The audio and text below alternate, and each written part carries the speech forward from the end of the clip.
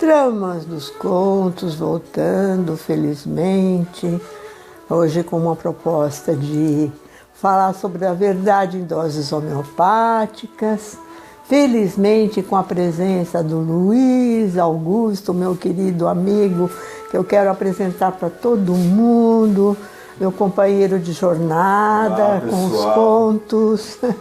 Estou sempre de trás das câmeras, hoje eu vim aqui dar um oi para vocês. E eu quero aproveitar para fazer uma pergunta para a Elisa. Eu gostaria de saber, Elisa, o que a contação de histórias tem a ver com a verdade? Olha aí, que desafio! Ficamos com essa pergunta. Vou voltar para o meu ofício. Até mais. O Guto sempre traz umas perguntas interessantes, porque ele é um jornalista muito sondador da verdade. Né? Então é o seguinte, a gente pode especular sobre isso, não é? E uma das pessoas que mais trabalhou com essa questão e que eu encontrei por acaso foi o Antony de Mello. O Antony de Mello era um padre jesuíta encantado com o budismo.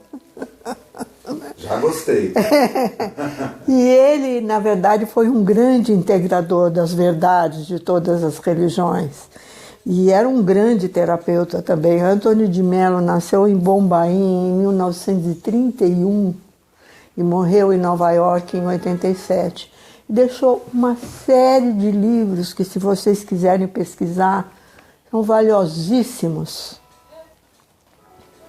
Porque além de trazer as histórias que ele seleciona e as experiências que ele viveu, ele sempre fala do coração, né? E então eu tive a sorte de encontrar esse livro dele, The Heart of the Enlightened, o coração do iluminado, numa cestinha do lado de fora da livraria do Emerson College, em 1997, e nunca mais esse livro foi deixado de lado. Sempre que eu tenho uma questão sobre a verdade, eu volto para esse livro, abro uma página e leio uma história que ele deixou aqui. Porque esse livro é meditação, um livro de meditações sobre as histórias, né? Então, como é que as histórias, né, trabalham com a verdade, né? As histórias são como um alimento, né, de beleza, de verdade e de aproximação das forças do coração, né? Claro que, e por isso mesmo, elas são um convite, né? E por que elas são um convite para a verdade? Porque, primeira coisa, quando você ouve uma história e você introjeta, né, a história e fica conversando com aquelas imagens que estão reverberando na sua mente, você está com a possibilidade de aberto de trazer a verdade de onde você se encontra para o seu coração. Então, é essa a maior função da história, né? É trazer uma questão verdadeira que está escondida nas suas crenças, ou na sua sombra, ou no seu sistema familiar, é alguma coisa que está escondida e a história agita essa energia, né? De tal como os sonhos fazem, né? De tal forma que você se reencontra e sabe onde você está. E, de certa forma, também te dá uma pista de para onde você tem que seguir. Mas, para isso, você tem que se entregar à verdade que a história te entregou. E como esse processo é homeopático, porque a história chega em cada um da forma que tem que chegar, né? Então, não é o contador que tem o poder homeopático, é a história em si mesma. Interessante. Estava aqui pensando, porque o ouvinte, né, que está recebendo a história, ele tem que estar disponível. Só que como ele não sabe da história, ele já está desarmado, então ele vai dar de cara com a verdade ou com alguma verdade que cabe a ele decifrar, e qual é a verdade desse conto para quem está ouvindo. Então, me parece uma ferramenta bastante eficiente. Não, a ferramenta a questão toda é você estar presente com a sua atenção, né? Porque se o contador está entregando as imagens com toda a dedicação, todo o carinho do coração dele, e você está distraído, olhando o colarinho do vizinho, olhando o celular, ou tomando um copo de vinho, você já está fora da presença. Então, é claro que a história vai chegar para aqueles que estão mais presentes, né? E no geral chega, né? Porque ela tem essa capacidade de atrair a atenção dos que estão buscando, né?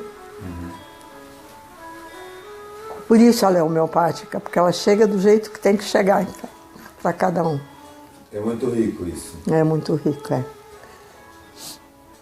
Então, essa é a primeira pergunta, né? Então nós vamos para o primeiro conto, né?